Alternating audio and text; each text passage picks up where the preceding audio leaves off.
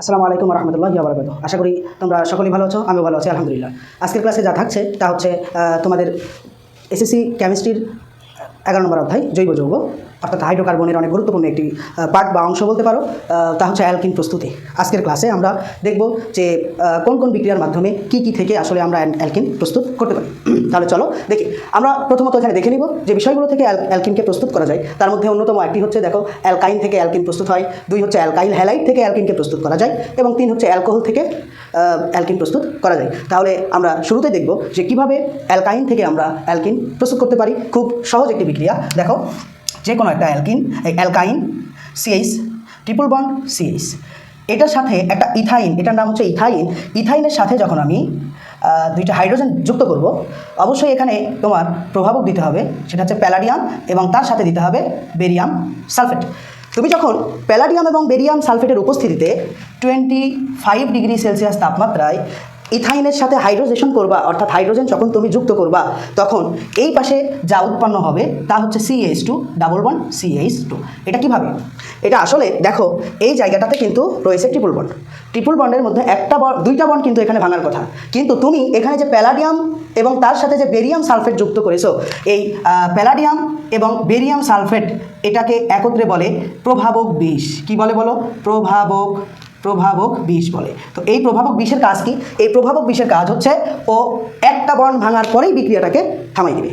এখানে যে triple bond আছে 2টা ভাঙার কথা, কিন্তু 2টা ভাঙবে না, একটা বন্ড ভেঙে গিয়েই বিক্রিয়াটা থেমে যাবে। তাহলে বলো একটা বন্ড যদি এখানে ভেঙে যায়, তাহলে এই কার্বনের একটা হাত ফাঁকা হয় এবং এই কার্বনের একটা হাত ফাঁকা হয়ে যায়। 2 কার্বনের 2 হাত ফাঁকা হওয়ার কারণে এইখানকার একটা হাইড্রোজেন এসে এই কার্বনে যুক্ত হয় এবং একটা হাইড্রোজেন গিয়ে এই কার্বনে যুক্ত হয়।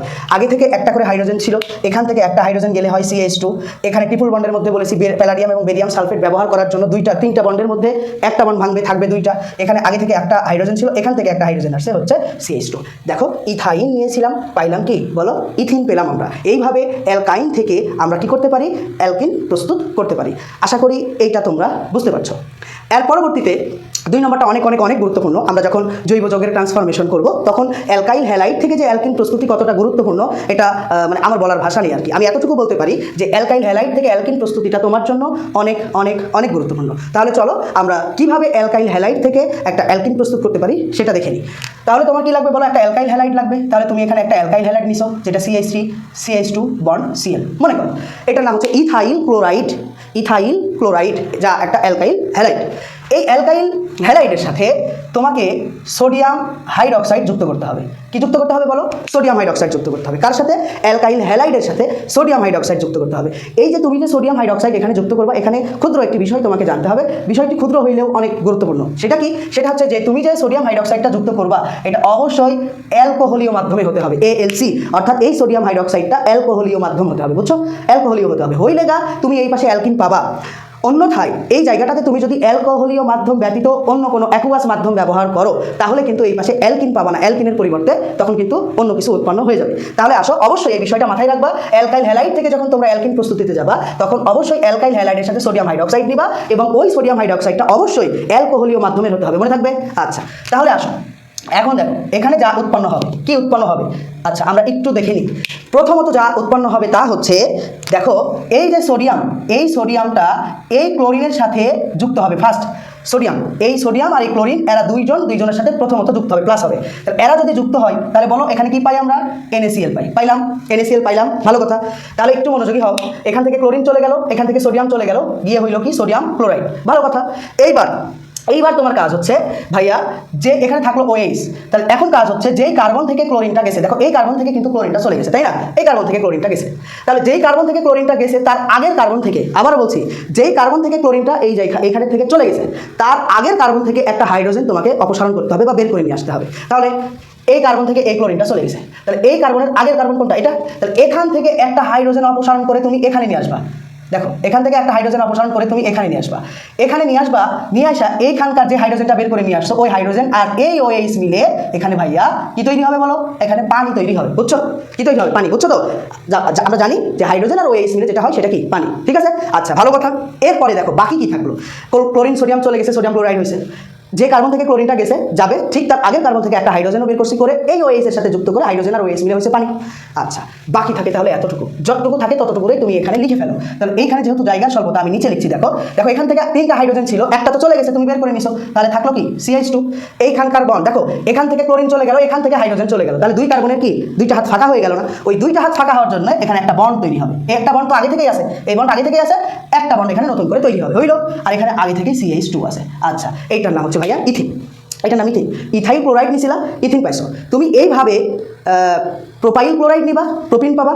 তুমি এইভাবে বিউটাইল ক্লোরাইড নিবা, বিউটিন পাবা। আমরা যদি দেখি আরেকটা বিক্রিয়া, CH3 bond CH2 bond CH2 bond Cl plus তার সাথে NaOH, অবশ্যই ALC মাধ্যম হতে হবে, হলে কি উৎপন্ন হবে? এই সোডিয়াম এই ক্লোরিন মিলে হবে NaCl। ভালো কথা, যেই কার্বন থেকে এই ক্লোরিনটা গেছে তার আগের কার্বন থেকে, মানে এই কার্বনটা থেকে, যেই কার্বন থেকে ক্লোরিনটা গেছে এই কার্বন থেকে গেছে তার আগের কার্বন থেকে একটা হাইড্রোজেন বের করবা। এই একটা হাইড্রোজেন বের করে নিয়ে গিয়ে OH এর সাথে যুক্ত করে দিবা, দিলে হবে কি পানি। ভালো কথা, পানির পরে যেটা থাকবে একটুকু অংশ আমার থাকে, একটুকু অংশকে আমি লিখে ফেলবো। কি লিখবো? দেখো CH3 বন্ড, এখানে তো আগে 2টা হাইড্রোজেন ছিল, কিন্তু একটা তো তুমি কি করছো বের করে নিয়ে গেছো, তাহলে থাকে কয়টা? একটা CH। এখন দেখো এখান থেকে একটা হাইড্রোজেন চলে গেছে, এই কার্বন থেকেও একটা ক্লোরিন চলে গেছে, তাহলে 2 কার্বনের 2টা হাত ফাঁকা, মানে এখানে আগে থেকে একটা বন্ড তো ছিলই, 2 কার্বন থেকে 2টা, একটা হাইড্রোজেন একটা ক্লোরিন 2 কার্বন থেকে চলে যাওয়ার কারণে একটা বন্ড তৈরি হবে, অর্থাৎ এখানে ডাবল বন্ড তৈরি হবে, আর এখানে CH2। অর্থাৎ দেখো তোমার কাছে ছিল প্রোপাইল ক্লোরাইড, তুমি পাইলা প্রোপিন। এইভাবে বিউটাইল ক্লোরাইড নিবা, তুমি পাবা বিউটিন। আশা করি তোমরা অ্যালকাইল হ্যালাইড হতে যে কীভাবে অ্যালকেন প্রস্তুত করা যায়, এই অ্যালকিন প্রস্তুত করা যায়, এটা তোমরা বুঝতে পারছো, বুঝছো? আচ্ছা, এরপরে আসো, তুমি যদি এখানে অ্যালকোহলীয় মাধ্যম না দিয়ে যদি অ্যাকুয়াস মাধ্যম দিতা, তাহলে কি হইতো? তাহলে এই সেম বিক্রিয়াটা এখানে জাস্ট অ্যাকুয়াস মাধ্যম হওয়ার কারণে সোডিয়াম ক্লোরাইড হইতো, আর তার সাথে সরাসরি অ্যালকোহল উৎপন্ন হইতো। এখানে হয়তো ইথানল, এখানে হয়তো প্রোপানল, বুঝছো? যদি অ্যাকুয়াস দিতা তো ওটা অ্যালকোহল প্রস্তুতি, ওটা আমরা অ্যালকোহল প্রস্তুতিতে শিখবো। আজকে আমাদের টপিক হচ্ছে অ্যালকিন প্রস্তুতি, আমরা অ্যালকিন প্রস্তুত করছি, তাহলে অ্যালকাইল হ্যালাইড থেকে ঠিক এইভাবে আমরা অ্যালকিন প্রস্তুত করতে পারি। আচ্ছা, এরপরে 3 নম্বরটা অ্যালকোহল থেকে অ্যালকিন প্রস্তুতি, মোস্ট ইম্পর্টেন্ট, অনেক গুরুত্বপূর্ণ। তাহলে চলো খুব সহজে আমরা দেখি যে কীভাবে আমরা অ্যালকোহল থেকে তোমার হচ্ছে যে অ্যালকিন প্রস্তুত করতে পারি। তাহলে যে কোনো একটা অ্যালকোহল নিব, তোমাদেরকে একটা কথা আমি আগে বলে দিই, যে কোনো অ্যালকোহল থেকে আমরা পানি অপসারণ করব। পানিকে কী করবো বলো? মাইনাস করে দিব, পানি বাদ দিয়ে দিব। যে কোনো অ্যালকোহল থেকে পানিকে মাইনাস করে দিব, পানি বাদ দিয়ে দিলেই যেটা উৎপন্ন হবে সেইটা হচ্ছে অ্যালকিন। আচ্ছা, চলো আমরা একটু দেখি। তাহলে এখানে একটা অ্যালকোহল নিব আমি, CH3 bond CH2 bond OH, এই যে একটা অ্যালকোহল নিলাম। হ্যাঁ, তাহলে এই অ্যালকোহল থেকে কী করতে হবে? আমাকে পানি অপসারণ করতে হবে। পানি তো আর এমনি অপসারণ হবে না, তাহলে পানি অপসারণ করতে গেলে তোমার যেটা করতে হবে, এখানে একটা নিরোধক ব্যবহার করতে হবে।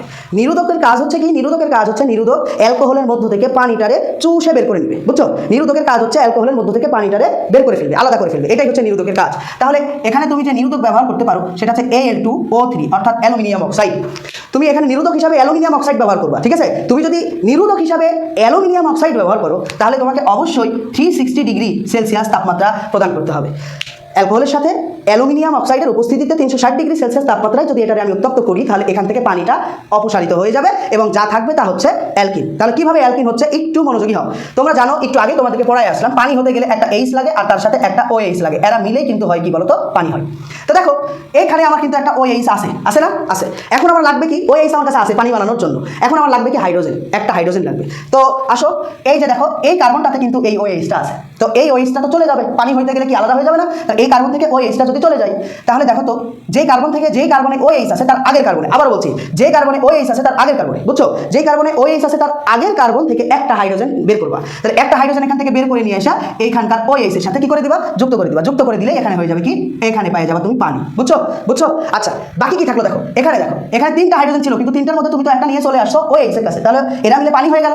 বাকি থাকলো এখানে 2টা হাইড্রোজেন, তাহলে এখানে 2টা হাইড্রোজেন, মিডিলে বন্ড, এখানে CH2 আগে থেকে ছিল, 2 কার্বনের 2টা হাত, এখান থেকে গেছে একটা হাইড্রোজেন আর এই কার্বন থেকে গেছে একটা OH, মানে এখান থেকে একটা হাইড্রোজেন বের হয়ে এখানে আসছে, এখান থেকে একটা OH বের হয়ে এখানে আসছে, তাই 2 কার্বনের 2 হাত ফাঁকা হয়েছে, মানে এক মিডিলে একটা বন্ড হবে, ডাবল, বুঝছো? এইটা হচ্ছে আমরা যে কোনো অ্যালকোহল থেকে অ্যালুমিনিয়াম অক্সাইড নিরোধকের উপস্থিতিতে 360 ডিগ্রি সেলসিয়াস তাপমাত্রায় যদি উত্তপ্ত করি, তাহলে তার সাথে পানি অপসারিত হবে এবং তার সাথে আমাদের যেটা কাঙ্ক্ষিত অ্যালকিন অর্থাৎ ইথিন, আমি এখানে ইথানল নিয়েছিলাম, পাইছি কি? ইথিন। তুমি প্রোপানল নিবা, পাবা প্রোপিন। এইভাবে তোমরা বিক্রিয়াগুলোকে ট্রাই করবা। এখানে শেষ নয়, আরেকটা নিরোধক ব্যবহার করি আমরা এখানে অ্যালকোহলের বিক্রিয়াটা সম্পন্ন করতে পারি। সেটা হচ্ছে যে দেখো CH3 bond CH2 bond OH, প্রভাবক নিরোধক হিসাবে তুমি এখানে H2SO4 ব্যবহার করতে পারো। তুমি যদি নিরোধক হিসাবে H2SO4 ব্যবহার করো তাহলে তোমাকে অবশ্যই এখানে 165 থেকে 170 ডিগ্রি সেলসিয়াস তাপমাত্রা তোমাকে প্রদান করতে হবে। তুমি যখন 165 থেকে 170 ডিগ্রি সেলসিয়াস তাপমাত্রা প্রদান করবা, H2SO4 এর নিরোধকের উপস্থিতিতে সেম রিঅ্যাকশন এখানেও হবে। এখান থেকে অ্যালকোহল থেকে পানিটা অপসারণ হবে। কিভাবে হবে? ওই যে আগের মতো, যে কার্বনে OH আছে তার আগের কার্বন থেকে একটা হাইড্রোজেন বের করবা, দেন এখানে ওই হাইড্রোজেন আর OH মিলে হবে পানি, আর এর এতটুকু মিলে হবে কি CH2 ডাবল বন্ড CH2। এই যে এইটা হচ্ছে আমার একটা অ্যালকিন। এইভাবে আমরা অ্যালকিনের প্রস্তুতি সম্পন্ন করতে পারি। তোমরা এই বিষয়গুলোকে যদি এত সহজভাবে ভালোভাবে বেসিক থেকে যদি তোমরা শিখতে চাও তাহলে অতি দ্রুত আমার এই ফেসবুক পেজটিতে তোমরা যুক্ত হয়ে যাবে। তাহলে তোমরা এই ক্লাসগুলোকে, এই বিষয়গুলোকে এত সহজে তোমরা শিখতে পারবে আশা করছি।